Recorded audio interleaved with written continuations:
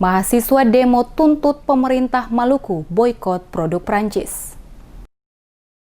Himpunan Mahasiswa Islam Cabang Ambon dan juga Kesatuan Aksi Mahasiswa Muslim Indonesia menggelar aksi demo meminta pemerintah memboikot seluruh produk yang berasal dari negara Prancis di Provinsi Maluku, disebabkan karena Presiden Prancis Emmanuel Macron menghina Nabi Muhammad.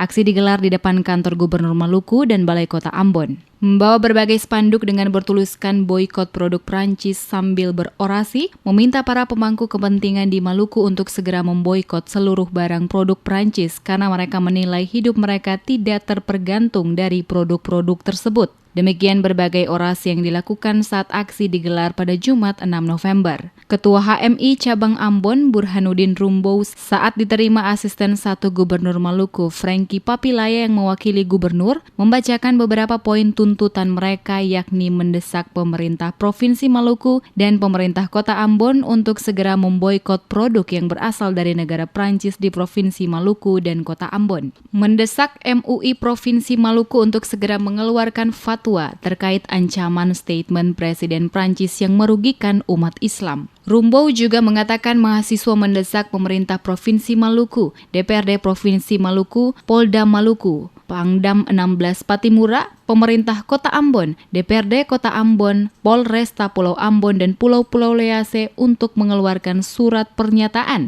untuk memboikot produk-produk Prancis di Maluku dan Kota Ambon, serta mendesak pemerintah Republik Indonesia untuk memutuskan hubungan bilateral dengan negara Prancis.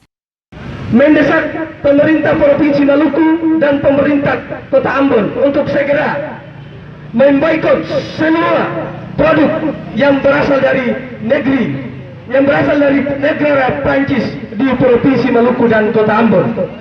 Mendesak MUI Provinsi Maluku untuk segera mengeluarkan fatwa untuk mengancam statement Presiden Prancis yang merugikan umat Muslim dan mendesak pemerintah Provinsi Maluku untuk memboikot seluruh produk-produk Prancis yang ada di Provinsi Maluku.